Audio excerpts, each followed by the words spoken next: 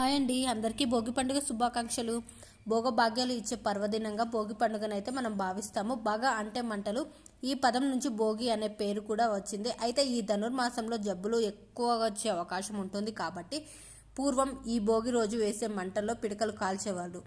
ఈ మంటల నుంచి విడుదలయ్యే గాలిని పీల్చితే 72,000 నాడులు ఉత్తేజం అవుతాయని, అందుకే భోగి మంటల దగ్గర కాసేపైనా ఉండాలని సాంప్రదాయం అయితే వచ్చింది.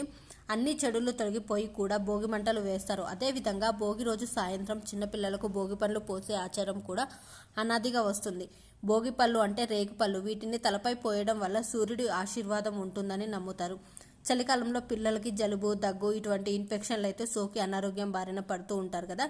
వీటిని తింటే ఇందులో ఉండే సి విటమిన్ పిల్లల శరీరంలోని రోగనిరోధక శక్తిని అయితే పెంచుతుంది. ఈ పండ్లను గులాబీ, చామంతి, బంతి పూల రెక్కలతో అయితే చిల్లర నాణాలు, వీలైతే చెరుగడ ముక్కలు, చాక్లెట్స్ ఇలా వేసి అయితే పిల్లలు